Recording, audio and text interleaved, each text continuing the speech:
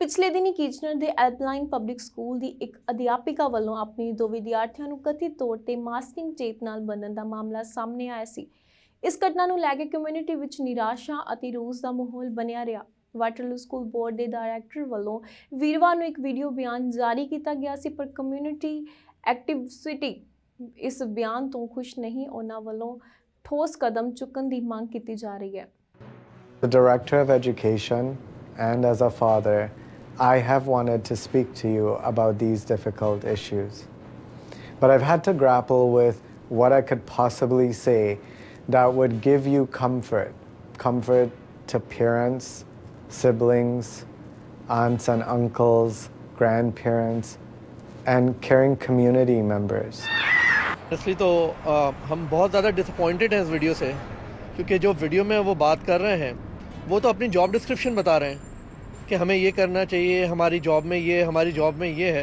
तो और वो भी 1 महीने के बाद जब ये सब कुछ हुआ है, तो उनको तो हम ये एक्सपेक्ट कर रहे थे कि वो आके बताएंगे कि जी हमने ये एक्शन लिए हैं, ये स्टेप्स लिए हैं, ये सिस्टमिक चेंज आया है, ये रूल्स एंड प्रोसीजर में चेंज आया है, ये हम करने वाले हैं, ये चीज़ें अब होंगी, इस तरह हमारे बच्चे आगे सेफ़ रहेंगे।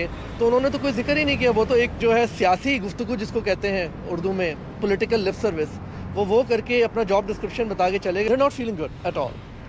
प्रेशर, देखिए आप खुद ही सोच लें, किसी के भी 5 साल के बच्चे को स्कूल में बांध के बिठा दें। अच्छा, ये चीज़ होती है कि एक वन ऑफ चीज़ है, हो गया, हमें सदमा हुआ है, लेकिन अगर उसके ख़िलाफ़ कोई एक्शन ना लिया जाए तो वो आपको बहुत दर्द देता है और बहुत डर लगाता है।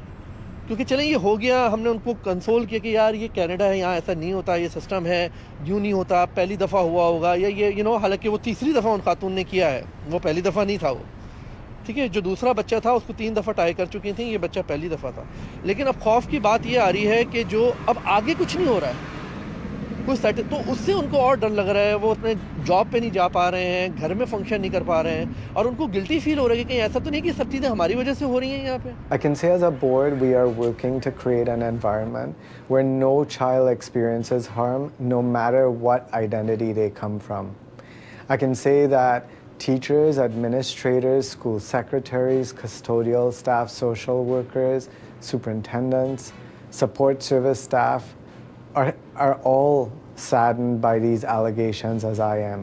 It's all thanks to media कि मीडिया ने इतने पावरफुल स्टेप्स लिए हैं यहाँ पे कि उनकी वजह से उनको ये चीज़ कहनी पड़ी। वरना मैं तो एक्सपेक्ट कर रहा था कि उनको पहले दिन जब ये इंसिडेंट हुआ था और पुलिस इन्वॉल्व हुई थी, उनको उसी दिन अपने ये इशू करने चाहिए थे और उनको बताना चाहिए था कि जी हम पेरेंट्स के साथ हैं, हम बच्चों के साथ हैं और हम इसको लुक आफ्टर कर रहे हैं। तो उनको ये चीज़ क्लियर करनी चाहिए थी कि they are not the part of the perpetrators.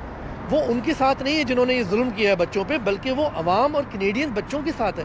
हमें एक कन्वर्सेशन की ज़रूरत है, अवेयरनेस होनी चाहिए और डायलॉग होना चाहिए।